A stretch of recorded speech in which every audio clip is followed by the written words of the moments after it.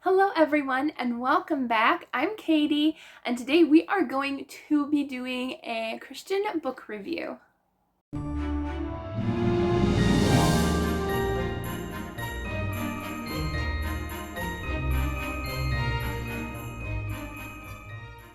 So we just got back from church. We had a really nice time. We had like a Christmas dinner and the kids did a cute little play with the teachers. It was nice. So now I can talk about a book that I finished yesterday.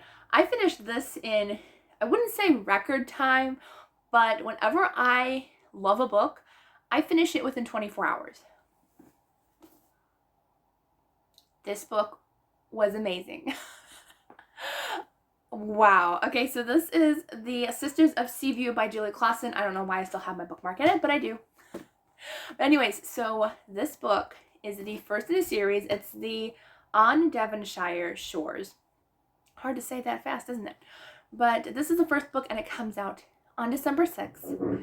And if you love Jane Austen, if you love Jane Eyre, I feel you really enjoy these books. So I've only read one Jane Austen so far, and I have not read Jane Eyre yet, but I've seen pretty much all the movies. So, but this, I think you'll enjoy. I really do. So this is about four sisters. I gotta remember, there's four of them. Or is there? Yes, there's four. There's four sisters, and they all run an inn because they own a house by the sea and their mother was taken ill, so their father ended up buying a house by the sea so hopefully she would feel better. But then their father passes away, which happens like right in the beginning of the book, or even before the beginning of the book really.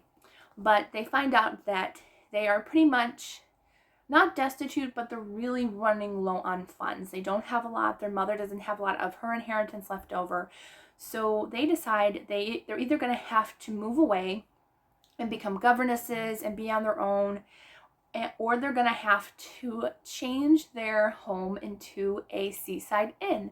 And that's what they decide to do. And I just loved it. I love the patrons. It was such a sweet story. The one sister, Sarah, she's kind of the head of the household a little bit since her mom is sick in bed. So she's kind of the caretaker. She takes care of the inn, and her other sisters take care of the house, except for the one who, unfortunately, she was one of my favorites. Her name was Ivy. I don't want to get her name wrong because I loved her story. She was actually, oh no, Viola. I didn't even have to look at it. I saw a V and like Viola.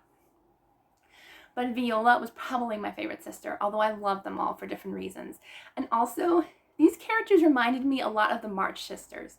They all had, their little sisterly squabbles, but at the end of the book, they all really loved each other. They all took care of each other, and they just had their own different personalities, and I just love that. So Viola, she was born with a cleft lip, or a hair lip, I think they call it. And I didn't even know this, but Julie Klassen tells about the superstition behind that, and how if a pregnant woman saw a woman or any person with a cleft lip, then their child later on would have a cleft lip when they were born. So she would hide her face behind a veil a lot of the time so people wouldn't look at her strange, even though she had the surgeries, but she has a very big scar on her lip. But she was my favorite character in the book, I think.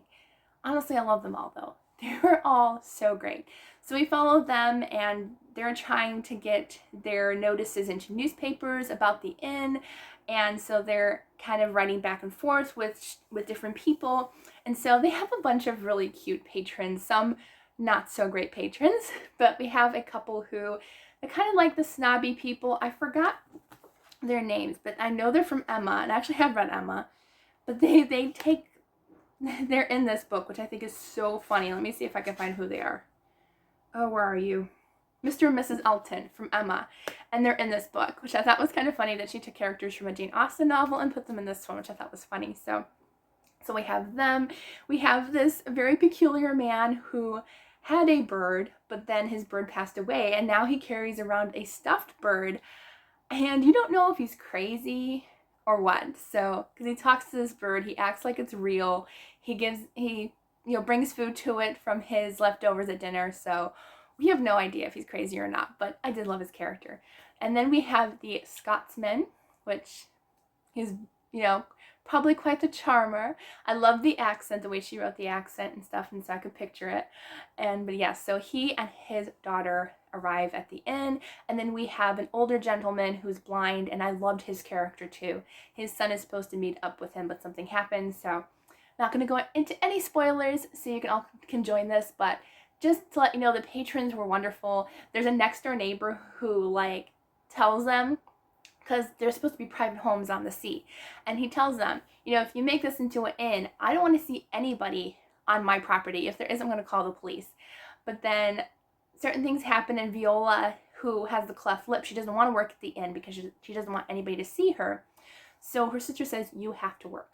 So her sister ends up putting a notice in the paper saying, if you have somebody who's an invalid or who's sick or who can't read, she will be happy to read to you for a small fee.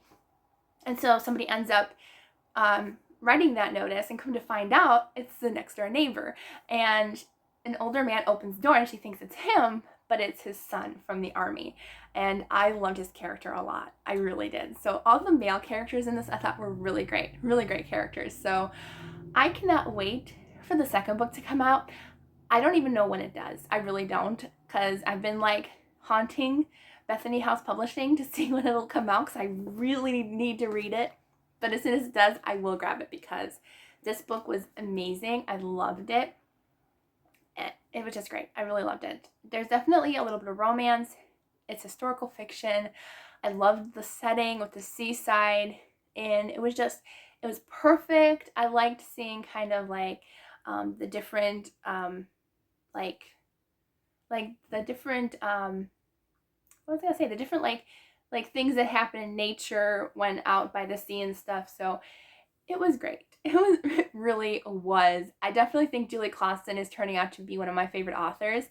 I have read 3 of her books, and 2 out of the 3 were 5 stars. 5 stars for me. See how excited I am?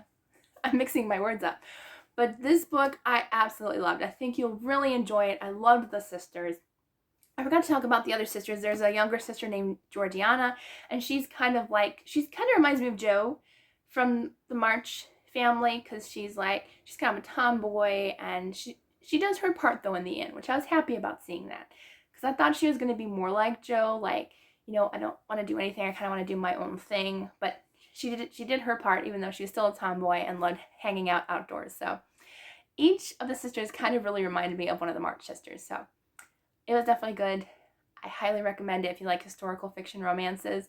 It was definitely good. It definitely had more than just romance in here, that's for sure. There was definitely some very sweet friendships happening throughout the book, and I just loved it so much. This will definitely be on my top 10 for next year, because I already filmed my top 10 for this year, but my reading year I think is going to go from January through November. So this is going to be in next year's. Yeah, because this year I'm going to do December through November. So this one will definitely be on next year's favorites, because it was that good. I cannot wait to read the rest of the series, because I think it's going to be amazing. So yeah, definitely check it out. I think you're going to love it. And yeah, so I ended up talking a lot about this book. I did not spoil anything, but there's definitely some heartbreaking moments in here. Not super heartbreaking, I would say, but there's definitely some sad moments. It was amazing. Definitely pick it up if you're looking for a new historical fiction to love.